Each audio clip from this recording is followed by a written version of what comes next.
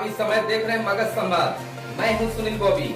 आइए जानते हैं बिहार की ताजा व बड़ी खबरें फटाफट। आज 27 मई 2020 है। आज की प्रमुख खबरें। बिहार बोर्ड का रिजल्ट हुआ जारी। सब्जी विक्रेता का बेटा बना बिहार टॉपर।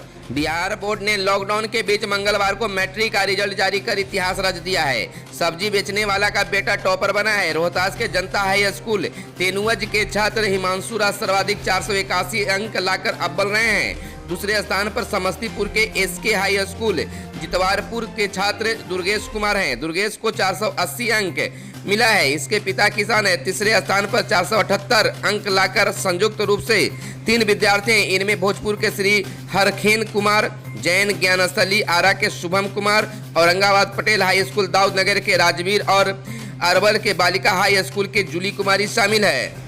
बताते चले कि इस बार 80.59% विद्यार्थी सफल हुए हैं। यह पिछली बार की तुलना में 0.14% कम है। वर्ष 2019 में 80.73% विद्यार्थी सफल हुए थे। शिक्षा मंत्री कृष्णनंदन प्रसाद वर्मा ने वेबसाइट पर रिजल्ट जारी किया।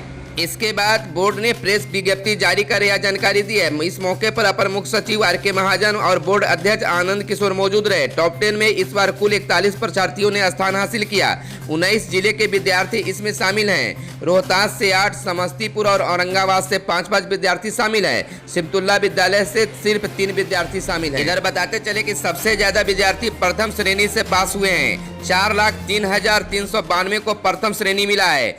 15,29,393 विद्यार्थियों ने फॉर्म भरा था। 14,94,071 ने परीक्षा दी। 12,04,030 उत्तीर्ण हुए। 2,89,692 परीक्षार्थी असफल रहे।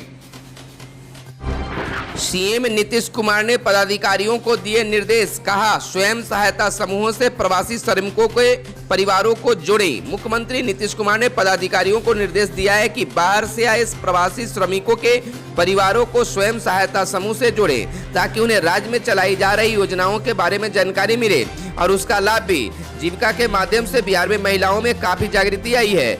उनका आत्मविश्वास बढ़ा है और वे आत्मनिर्भर भी हुई हैं। मुख्यमंत्री नीतीश कुमार ने मंगलवार को कोविड-19 की रोकथाम को लेकर किए जा रहे कार्यों के उच्च स्तरीय समीक्षा की और कई निर्देश दिए। कहा कि बिहार में लीची, मशरूम, मधुमक्खी पालन, मखाना, कपड़ा, फर्नीचर, चमड़ा और पेवर्स ब्लॉक के क्षेत्र में काफी संभावनाएं हैं। इनके संबंधित उद्योगों को बढ़ावा देने के लिए हर संभव मदद करने को निर्देश संबंधित पदाधिकारियों को दिया गया है। बिहार में आ सकता है टिड्डी दल, किया अलर्ट। राजस्थान में टिड्डी यानी कीट दल के प्रकोप से फसल बर्बाद हो रही है। टिड्डी दल राजस्थान की सीमा पार कर मध्य प्रदेश और उत्तर प्रदेश के करीब पहुंच चुके हैं। कृषि विज्ञान के अध्यक्ष डॉक्टर पी.के. द्विवेदी के अनुसार अगर यूपी में इस कीट का प्रबंधन नहीं हो पाता है तो बिहार में 1 से 2 दिन में कीटों की झुंड आ जाएगा। इससे मक्का, सब्जियां, आम और लीची की फसल अधिक प्रभावित होगी। इसके लिए बड़े पैमाने पर बगीचों और खेतों में कीटनाशी का छिड़काव करना होगा। इस कीट से लड़ने के लिए कृषि विभाग अलर्ट हो गया है। जल्द ही इस कीट के प्रबंधन को लेकर एडवाइजरी जारी की जाएगी। पीएम मोदी ने की समीक्षा। बोले जिनपिंग, सेना तैयार रहे। चीन के राष्ट्रपति शी जिनपिंग ने मंगलवार को अपने सैनिकों को युद्ध के लिए तैयार रहने के लिए कहा है। लद्दाख सीमा पर जारी तनातनी के बीच उनका यह बयान आया है। इधर दिल्ली में पीएम नरेंद्र मोदी ने उच्च स्तरीय बैठक कर गतिरोध से उपजे हालात का जायजा लिया। लद्दाख में वास्तविक नियंत्रण रेखा पर दोनों देशों के सैनिक काफी संख्या में एकत्र हैं और पिछले कई दिनों से गतिरोध कायम है।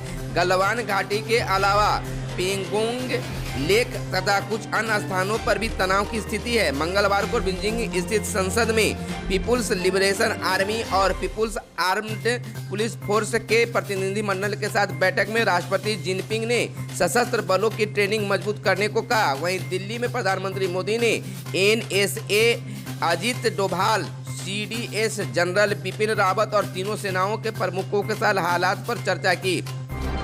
किसी भी राज्य में खाता हो, मिलेगा रेल किराया। कोरोना के कारण देश के अन्य राज्यों से लौट रहे प्रवासी मजदूरों को अब देश के किसी भी राज्य में बैंक खाता रहने पर भी रेल किराया के अलावा 500 रुपये मिलेंगे। आपदा प्रबंधन विभाग ने 15 मई को जारी अपने पूर्व के उस आदेश में बदलाव किया है जिसमें बिहार में ही बैंक खाता होने पर पैसा देने की बात कही गई थी।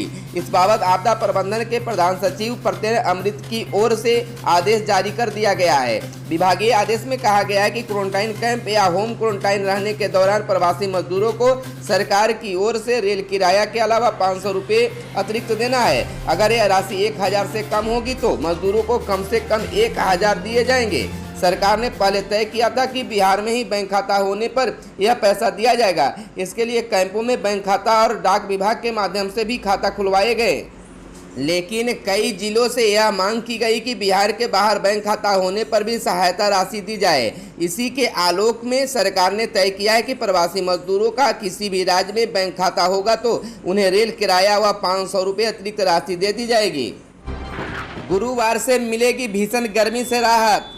भीषण गर्मी से मंगलवार को भी लोग परेशान रहे। लगातार तीसरे दिन गया का 45.8 डिग्री के साथ बिहार में सबसे गर्म रहा। लू के थपेड़ों ने जनजीवन अस्त व्यस्त कर दिया है। वहीं पटना में भी तापमान 40.6 डिग्री पहुंच गया। यहाँ पूर्वाई चलने के कारण बंगाल की खाड़ी से आ रही नमी उमस बढ़ा रही है। उधर मौसम विभाग ने बुधवार को गया, रोहतास, औरंगाबाद, नवादा और कैमूर के हीट वेव यानी लू की चेतावनी जारी की है। लोगों से दोपहर के समय घर से बाहर निकलते समय एहतियात बरतने की सलाह दी है। इस बीच राहत वाली बात यह है कि गुरुवार से 2-3 दिनों तक गर्मी से थोड़ी निजात मिलेगी। लगभग पूरे बिहार में बारिश की संभावना बन रही है। इससे तापमान थोड़ा गिरेगा। मौसम विभाग के अनुसार 28 मई से हवा का रुख पूरब और दक्षिण की ओर से होने का अनुमान है, जो अपने साथ बंगाल की खाड़ी से नमी लाएगी। इससे बादल छाए रहेंगे और उत्तर पूर्वी बिहार के जिलों सुपौल, अररिया, किशनगंज, सहरसा, पूर्णिया और दक्षिण पूर्वी बिहार के खगड़िया, मुंगेर, भागलपुर, लखीसराय, जमुई व बांका में बारिश होगी। पटना सहित बिहार के अन्य हिस्सों में भी बादल छाए रहेंगे और बूंदाबांदी हो सकती है। इससे तापमान थोड़ा गिरेगा। एसटीईटी परीक्षा रद्द करना छात्र विरोधी मानसिकता को प्रदर्शित करता है। एसटीईटी की परीक्षा रद्द करने के खिलाफ बिहार व्यापी धरना के तहत एबीपी के द्वारा 1 दिवसीय धरना का आयोजन कार्यकर्ताओं के द्वारा घर या जिस स्थान पर है वहीं शारीरिक दूरी के पालन करते हुए किया गया। धरना को संबोधित करते हुए प्रदेश संगठन मंत्री डॉक्टर सुग्रीव कुमार ने कहा है कि नीतीश कुमार ने सुशासन की परिभाषा ही बदल दी है। बिना किसी जांच पड़ताल के परीक्षा रद्द करना नीतीश कुमार के छात्र विरोधी मानसिकता को प्रदर्शित करता है। एबीपी की इस मानसिकता के खिलाफ आर पार की लड़ाई तब तक जारी रखेगी जब तक यह निर्णय वापस नहीं ली जाए। साथ ही बोर्ड अध्यक्ष आनंद किशोर को अविलंब हटाने की मांग भी किया गया है।